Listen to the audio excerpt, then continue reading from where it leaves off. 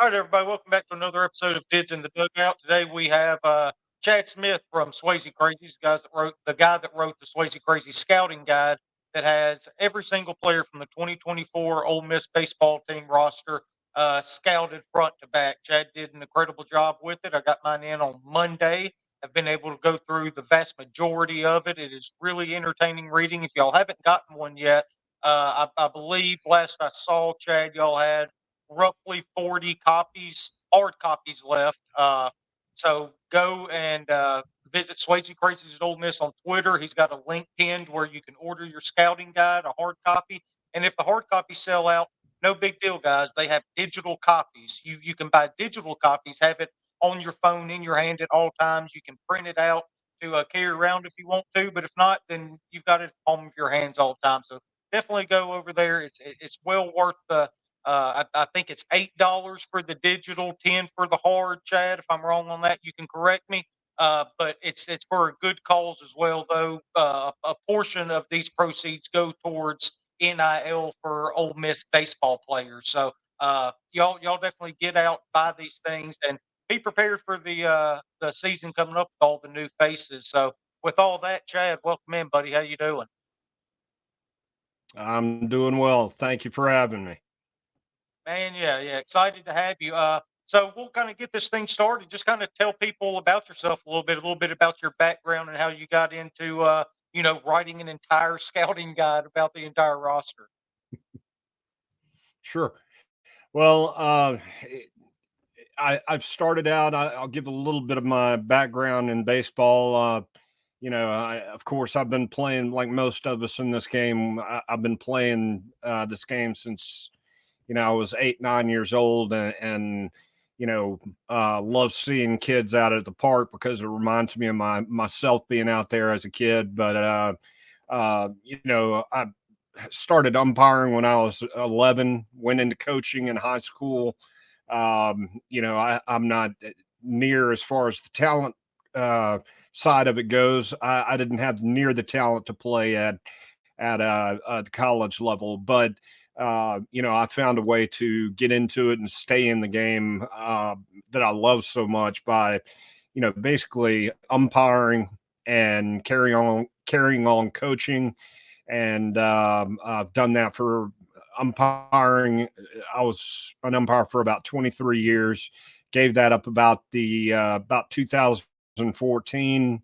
Started scouting high school players, going to D1, D2, D3, NAIA, JC, basically, getting those guys into programs where finding them a niche program in many cases, so that they can carry on their dreams of playing baseball.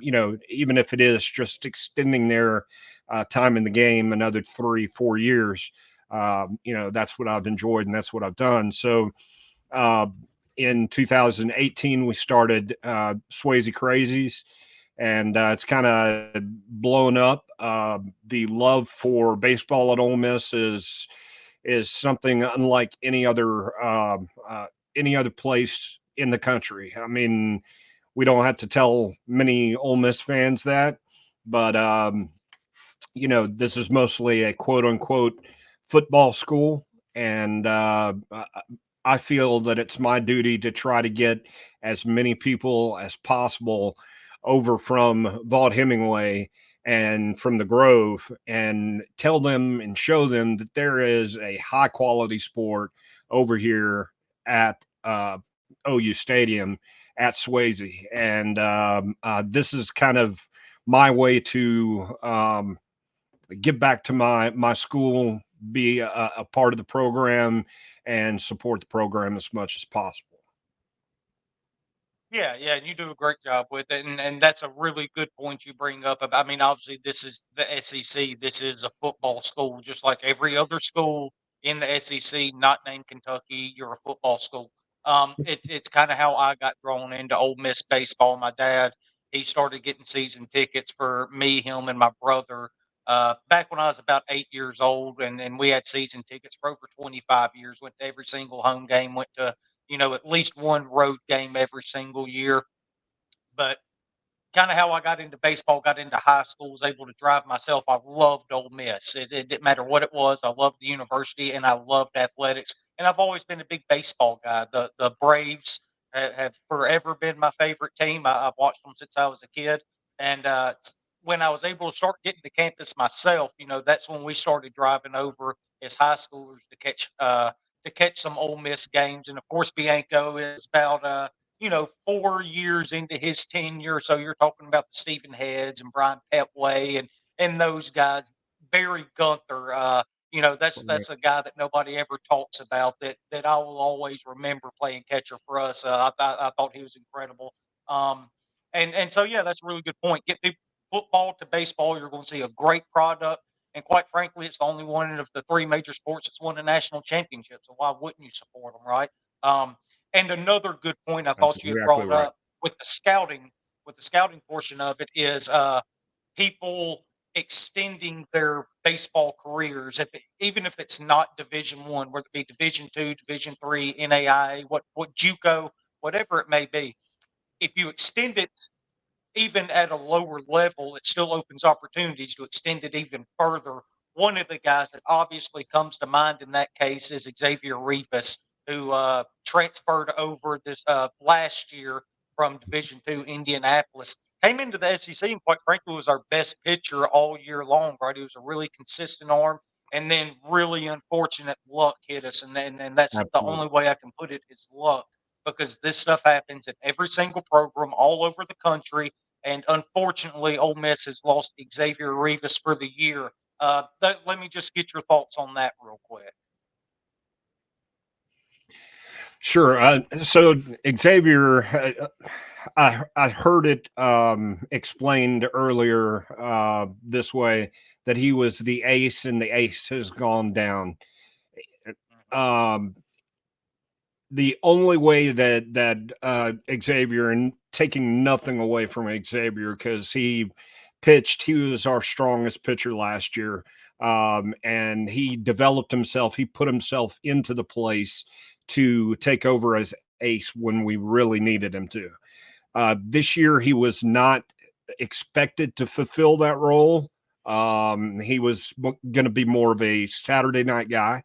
He was going to be the lefty to change the look from JT coming in, being the true ace on Friday. Then you've got Grayson coming in on Sunday. You've got two righties. The way that you pitch in baseball is you've got to change the look up and put a lefty in there in the middle. That is what you dream about. That's the way you draw it up. You don't want to give your lineups that are coming against you. You don't want to give them too many looks at a right-handed pitcher and get settled and comfortable in their lineups coming against your pitching staff. That's how we got in a lot of trouble last year. I Bleav at the end of the year, we were down to one, maybe two serviceable left-handers. And, need I say any, I don't really need to dwell on how last season didn't turn out the way we wanted it to. Let's put it that way. But Yeah. As far as Rivas goes, it's a shame because he was building his fastball velo up since he stepped on campus. He stepped his fastball velo from 89 max, before he stepped in Oxford, up to about 92, 93, which with the type of pitcher he is, a strike thrower, and then he has that, that breaking ball. This is the kind of pitcher that you didn't mind the lower velocity. A left-handed pitcher does not have to have that high velocity to be successful. He's just got to be able to locate. And that's what Xavier was last year. This year, he was going to have a little bit more velocity to go along with, with his experience and go along with his breaking ball. Unfortunately, in college baseball, really baseball from top to bottom, you get in the higher leagues, the more competitive leagues in high school, college. Once they come to college, they really start to pick up their weight training. And I'll go back to one thing that Coach Bianco and Coach Skip Bertman, he refers back to Coach Skip Bertman on this one, but Skip Bertman used to be afraid of the weight training coming into baseball. And he said, you can build that shoulder up and build it as big and strong as you want to. But you take a look at that elbow, and that elbow, you do not have enough room. You do not have enough muscle, tendon, everything, with the way that gets torqued over so many pitches throughout 56 games plus. That's just 56 games, when we come to college baseball, and that's not counting summer ball, fall ball, so on and so forth. But you think about that, that's a lot of torque on those arms. And you're exactly right. This is happening across all levels of competitive D1, D2 baseball, D3 baseball. It happens. If your pitchers are not really torquing their arms and having these injuries, then they're probably not extending themselves to the fullest of their ability, and they're not going to get noticed by the scouts at the next level. So, unfortunately, it's excuse the expression, but damned if you do, damned if you don't. TJ is similar to ACL injuries in football. You can't foresee it. And the one thing that I will say is Tommy John and these MCL surgeries or these MCL injuries in the elbow, when you go and you look at where these actually started back in high school or before. These poor mechanics were picked up long time ago, possibly even overuse by their little league coaches. Summer ball, their overuse, coaches wanting to put the win ahead of the kid's arm. And in some cases it's ignorance, it's they don't know any better. In some cases it's just competing and wanting to win regardless. So this is going to happen, and it does not matter how much Coach Mike Bianco and Coach Laugh sit in there and preach mechanics. You can't go back and correct all the mechanics that kid has learned. And how long has Revis been with us? He's been on campus, 16 months or so? You can't rework, his mechanical or mechanics from top to bottom in 16 months after he's been doing this for 20 years.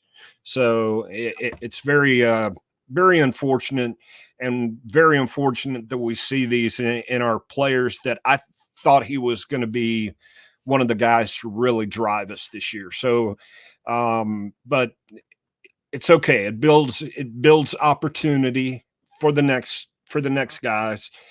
We do have some guys that are going to step up, and we'll get to that. But, Revis hopefully will take the opportunity to take a year, rehab, come back next year before the season starts, and be able to rekindle what he started here and take a red shirt this year. Yeah. I think you made several good points throughout all of that.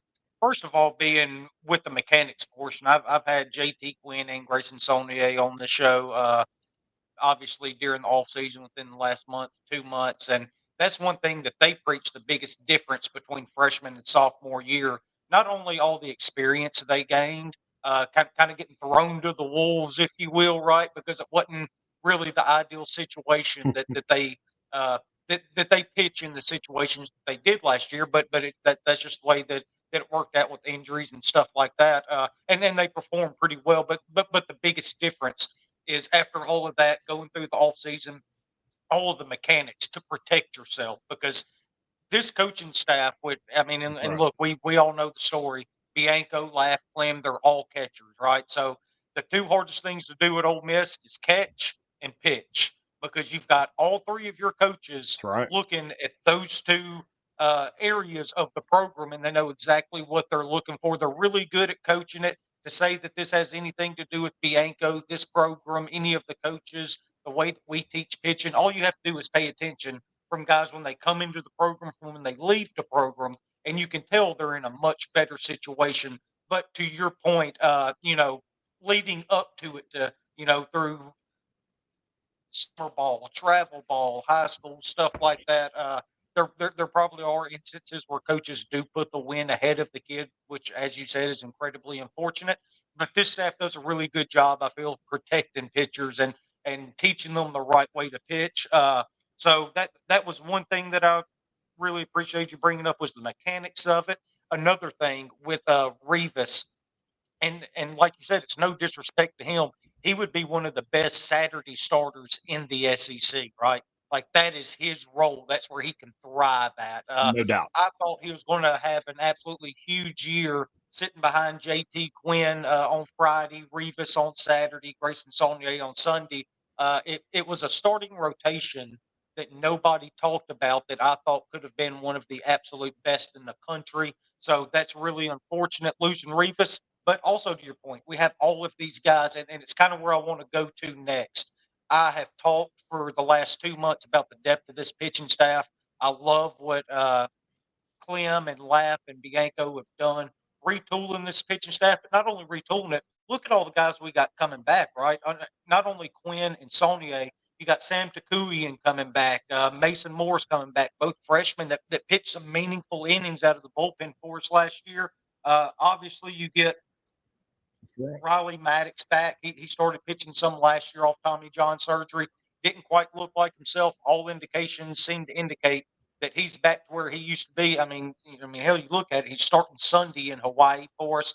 Josh Mallitz is my dude. If you've never listened to this show, one thing you're going to take away from it is I love Josh Mallitz. I think he has the best pitch on the entire team with that slider. He was absolutely integral in that 2022 run to the national championship. Right. Josh The is hammer. a huge part of this The hammer. bullpen. Yeah, that's it, right? And he can sit there and throw it over and over and over again, tell you it's coming, and it won't matter. He's still going to get you out with it. That's right. So you swing right through it. That's exactly right. Yeah, you do. So, I mean, before I even get into freshmen, transfers, stuff like that, I mean, just kind of give me your thoughts on this pitching staff from a returning standpoint. Quinn, Saunier, Takui, and Morris, Riley Maddox, Josh Mallitz, Mitch Morrell, one of the team captains that was huge for us last year. He was the arm out of the bullpen multiple times, pitching back-to-back days for us, just coming in and getting outs. And then you got Braden Jones, another freshman that pitched really, really well for us out of the bullpen last year. So just with those guys, before we get into everything else, what are your overall thoughts on these returning pitchers that played such a huge role for us last year and the year before? Sure. So I try to take myself back to maybe where we ended last season, and Coach Bianco had to sit and have exit interviews, at the end of last season, and where he foresaw next season going, or which is now this season, if you will. But, I kind of take myself, think that Coach Bianco did one thing on purpose. He's what he did on this. But what he did on this is, took a look at his core. He knew that Riley Maddox was coming back. Riley is going to play significantly this season, whether it's in a starting role. He can really be used as a multi-tool, if you will, kind of a Swiss Army knife kind of situation. He can take the place of Mason Nichols. If Mason needs a break, needs to sit out, he can play the shutdown closer should Mallitz need a break. And I don't foresee with the way the staff is going to come together, when this staff comes together throughout the year, I don't foresee us losing a lot. It always behooves you to have two guys that can close, two guys that can shut down. Of course, you have your starters. You need to have some serviceable starters behind them just in case, because you want to be able to play your best baseball every single night. And in the SEC, especially on the weekends. That's been what Mike Bianco and his boys have done every year. Guys have stepped up into place, stepped up for the weekend games, and guys like JT have the velo, they have the mechanics, they have the experience now to be able to come in and just destroy the league. From an ace standpoint, JT makes me salivate, just watching him, in his 96, 97 mile an hour fastball. He's going to rip people up, especially when we're able to throw in a left-hander right behind him, because we've got still 11 left-handed pitchers, left in the bullpen. We can throw a left-hander once JT tires or gets a little loses a little bit of his effectiveness. We can throw in a left-hander right behind, flip the script on the entire lineup, and have a really good game one come out of it, with a win. That's ultimately the name of the game, is win more than the other guys. But that is one thing that I really love about the number of left-handers we have. And the number, if you'll look at the right-handers, the way that we pitch, not all of them throw from a 3/4 arm slot. We've got Riley who throws from a low 3/4 arm slot, brings a totally different look from a right-hander. So, if Grayson for some reason is not effective, and yes, he did look hittable. I'll use one of D1 baseball's words. They said he was surprisingly hittable last year. Well, yeah, he was a freshman, first of all, also trying to figure out, where to target. And he had nothing pretty much around him, except freshmen. And, you had Rivas, who was not effective in playing off Grayson at that point. They were still building their chemistry. So, yes, he was hittable last year. Our entire staff was hittable. That was, that's just being honest. Look at the number of home runs that was hit off of us last year. And I've got to say, Mason Nichols was placed in the game several times where he did not need to be placed in the game. But Coach Bianco did not have another play to make. I mean, we were down to, we had to do the best with what we had on the roster. And you throw out the best guy on the roster and he racks up home runs, it's just not a good situation all around. When guys are coming in like a shutdown guy like him, and he's brought in earlier in innings where he didn't need to be brought in necessarily. Still, I think it. What's the word I'm trying to? It has a way to humble you. Baseball has a way to humble you, and Mason got that last year. He pretty much flew through the 2022 season and destroyed everybody. Went into, Omaha like he owned the place. So last year, maybe the humbling game brought him back down to earth. And I think you'll see that this year once it comes time for him to come into the game in the right spot. Yeah. Yeah. Speaking of Mason Nichols, I also think he had so much on his shoulders last year because we didn't have a lot of guys in that bullpen, right? He was our go-to guy for everything, which I think is what makes what Mitch Morrell did even more impressive last year coming out of the bullpen, because he was right there with Yeah, Nichols. Like those were the two guys, up until you saw guys like right. Braden Jones kind of come on towards the latter part of the year, Cole Ketchum come on towards the latter part of the year. I thought both those guys pitched really well. But Nichols Yep. and Morrell really got overworked. That's not going to be an issue with this team. We've got arms up and down this bullpen, righties, lefties. It's going to be an actual weapon that Mike Bianco hasn't had in, quite frankly, a long time, because he's going to be able to play matchups like he's never been able to before. Because, kind of to your point earlier in the show, we had, you know, really two usable lefties last year that actually saw some kind of action. But now we've got guys that can really come in and bring it. That's You right. bring in Liam Doyle this year, right? The freshman Wes Mendez.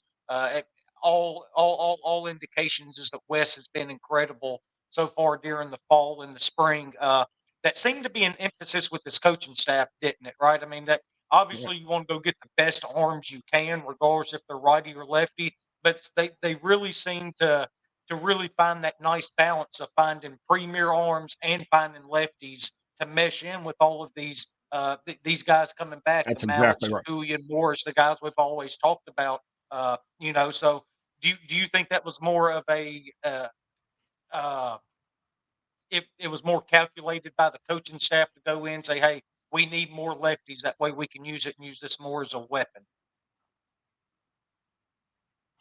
Well, I think it was a calculated move by the pitching staff, excuse me, by the coaching staff to add lefties.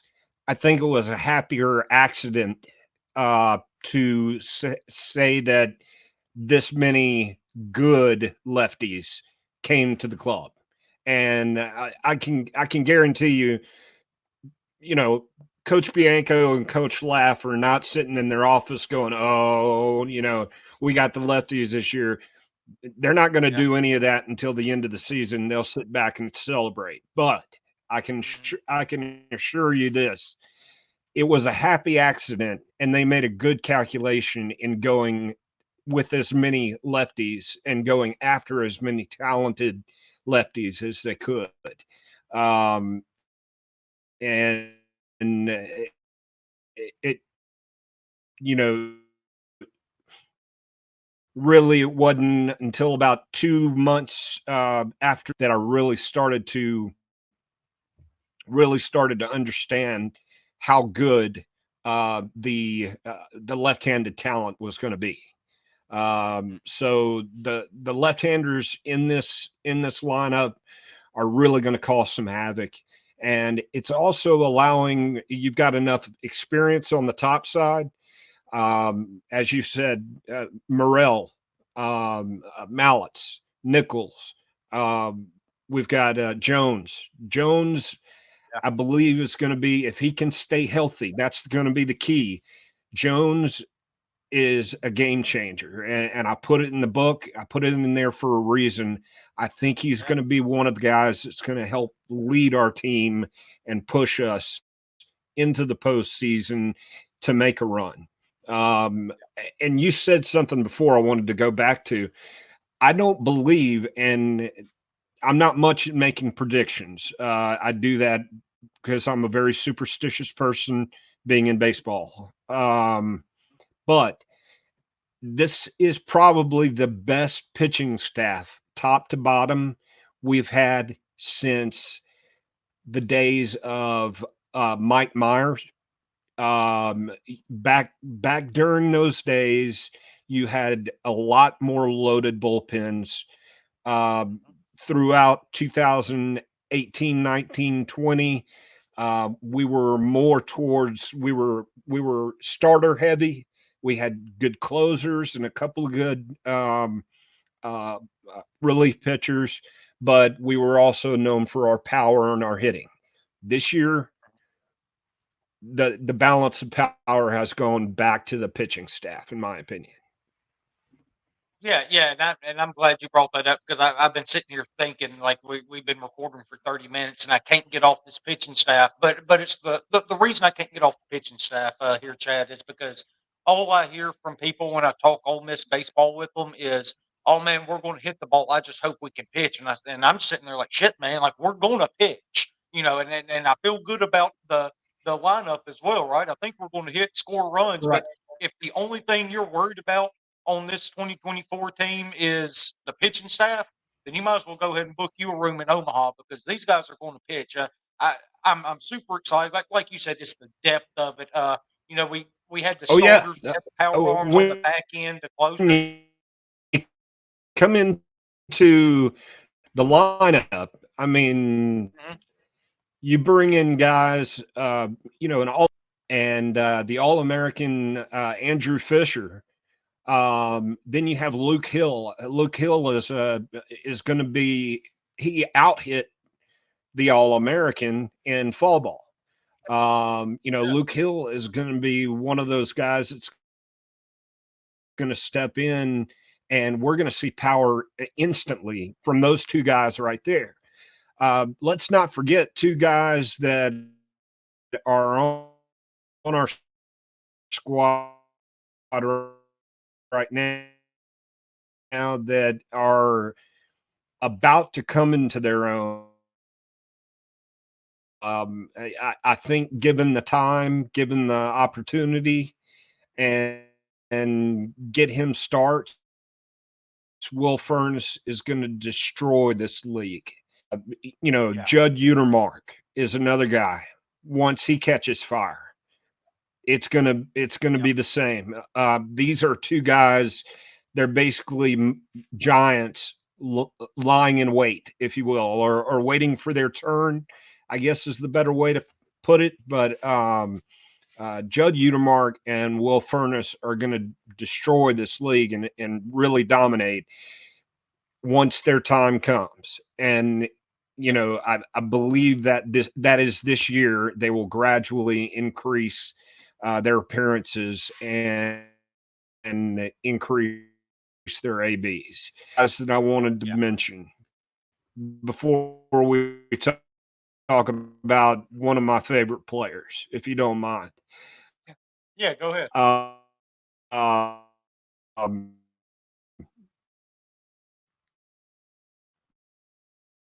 the two Ethans at their positions starts at second base, and then you've got Ethan Groff who dominates center field. And last year I put in the uh, uh,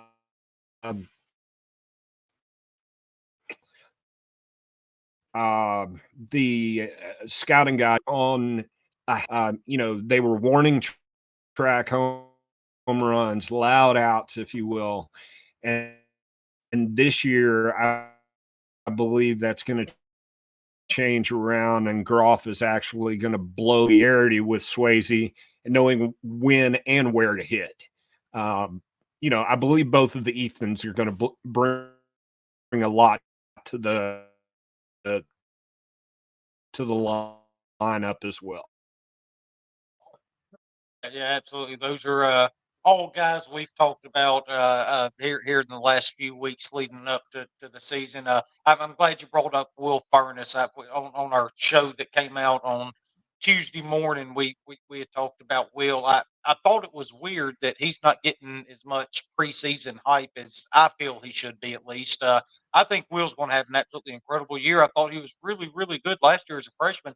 Quite frankly, down the stretch, latter part of the SEC schedule he was the best, most consistent hitter on our team. I think Will's in for a huge year. Udermark, that's another guy that you brought up that people are really excited about. Obviously, you look at just the physical tools, right? The power, the speed, the athleticism. He's got everything you want. The only question there, if he stays healthy, he can absolutely dominate this league. So he's going to be really interesting to follow this year. Here's another guy that I know you're really excited about that I want to go ahead and ask you about. What about Campbell Smithwick?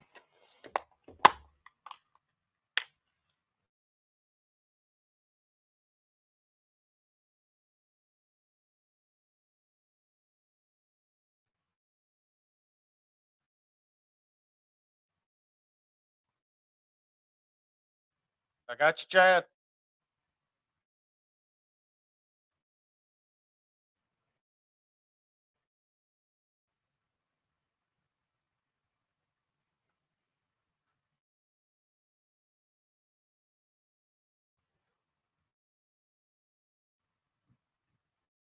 You there, bud?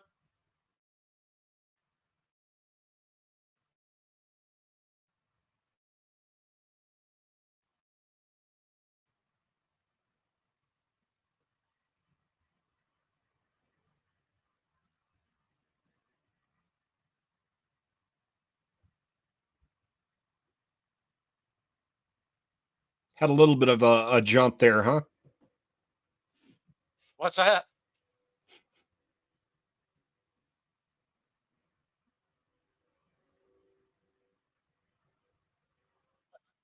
I didn't catch your last question. It was kind of going in and out on me. We had a bad connection there Oh, for a okay. No, I, minute. I was just talking about Did how Furnace and you Newmark are a couple guys I think that'll really produce. freshman and and Mhm, mhm. Yeah, I'm yeah, and sorry. then I just wanted to get your thoughts on the freshman catcher Campbell Smithwick. I know Campbell Smithwick's a guy that you're really high on going into this year. True freshman, played some high school ball right there in Oxford, and just trying to add his name to a long list of great catchers under Mike Bianco here at Ole Miss. Kind of what are your thoughts with Campbell his freshman year?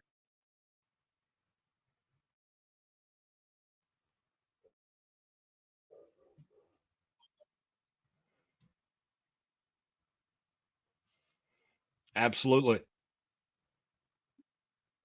Sure. So it's no secret that anybody that's been reading and knows me from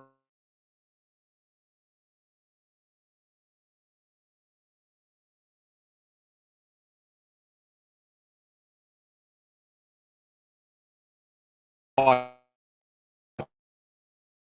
their ability, uh, uh, um, you know,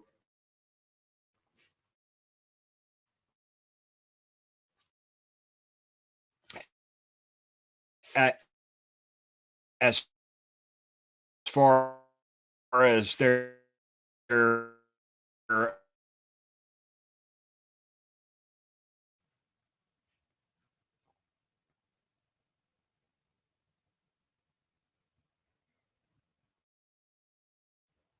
All right, well, Chad, we're having some more connection issues, so we're gonna go ahead and we got through a good bit of this 2024 team so far. Uh, that we have, we will uh, absolutely have. if not the best uh, college baseball catcher as a freshman or freshman in college baseball at catcher, and this year we're going to be able to see Campbell's ability to play behind the plate. But from what I understand, from what all the coaches say, they're very excited about how advanced he is becoming at the plate with the bat. So I think we're going to see some early fireworks with him. I do remember one of the highlights of the Dunhurst days was his very first game against number one Louisville coming to Swayze. And the way that game ended, if anybody remembers correctly, was a strike him out, throw him out, in which he caught a kid, halfway to second, and just burned him. And the guy, that was Hayden Dunhurst. Hayden Dunhurst kept that ability to field, and he was probably the best fielding catcher that I remember at Ole Miss, and that's saying a Yeah, lot. Campbell Smithwick has the ability to be as good, I don't know if he'll be as polished as Hayden was initially, but I think by the time he leaves, he has the ability to be at the same level fielding wise as Hayden Dunhurst. And Hayden knows that I'm giving Campbell a huge compliment by saying that. That's how much I think of Hayden Dunhurst's ability. It comes to batting, try to bring in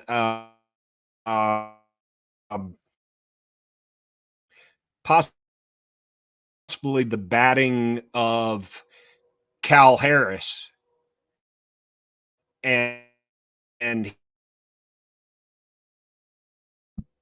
good combination of a Hayden Dunhurst and Cal Harris, and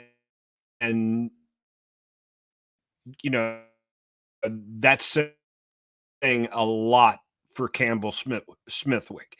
If he can live up to this, going to do just fine and go top three rounds of the draft, if not the first round. Yeah, that's if you're building the perfect catcher, if you can give me Hayden Dunhurst defensive abilities with his arm, and then give me that same catcher that can hit like Calvin Harris, then that's obviously the best you can ask for from any catcher, right? And from everything that I've read and I've seen, I've gone to a That's couple the ball perfect world, scrimmages right? myself. Yeah, right. But from what I've read and what I've seen, Campbell definitely has that potential, and there's no doubt that he's going to etch his name as kind of like I said, one of the next guys in line. That I mean, quite frankly, it's catcher you at this point, right? I mean, that's just what we do. We breed catchers, That's shortstops, right. and pitchers. That's what Mike Bianco throws out every single year, no matter what. They've done an incredible job with it. So. Yeah, we'll go ahead and wrap it up right there, though, Chad. I appreciate your time coming on here talking Ole Miss baseball. I fully Thank you. intend on having you on here at some point during the season. Maybe we'll catch up, a few weeks in, see where we're at, if there's some players that are overachieving, underachieving, whatever the case may be. But one thing's for sure, we're going to have 57 games, and it's going to be one hell of a ride. And just I'll get you out on this. This is my expectation for Ole Miss baseball. It is every single year. I echo Mike Bianco. I expect us to host a regional, host a super regional, and go to Omaha. Is that about right? Those are the goals right there. And you know Yeah. what? We're in. The only thing I'll add to that is we're in perfect position right now because nobody sees us coming. Yeah. And Exactly. that's the great thing. We don't have anything to live up to in somebody's mind. We don't have to be, number one, stay at the top of the pack all year. This year we can do it our way and work our way up steadily. And I Bleav that Yeah. that's how we will do it. Yeah, absolutely. Well, listen, man, I appreciate you coming on tonight. This was incredibly interesting. I'm intentionally saving stuff for the next time we talk because if it was just me and you sitting here talking Ole Miss baseball, I would have you on for probably 2 or 3 hours. It's just how much I love talking about and how interested I get in it. So, but make your way up to Oxford this year. Let me know some games you're going to, and we'll meet up somewhere in the Will do. outfield and share us a drink and several stories, I'm sure, man. So I I look forward appreciate your to it. time, everybody. Everybody, remember, go out, go to the Swayze Crazies at Ole Miss Twitter account. He's got it pinned right at the top of it. Get your scouting guide. Know these guys front to back. Chad did an incredible job scouting these guys. Know every strength, weakness, everything from every player on this 2024 roster. It's a really good read. I'm really ready to finish it. And the hard copy is really convenient because Chad's pointed out many times that can be a really cool autograph souvenir for you. Take it to games. I know Meet the Rebels has already happened, but get players to sign their pages. I think that would be a really cool piece of memorabilia to have. So this is your chance to get it and get it cheap. $10 hard copy, $8 digital copy, but running out of the hard copy. So if you want them, go to his Twitter account, hit that link, and get them right now. We released a show on Tuesday morning, Dids in the Dugout, me and Chad and Hitch. We are giving away 2 free copies of the Swayze Crazies scouting guide on that episode. Go listen to it and find out the details of how you can win one of those 2.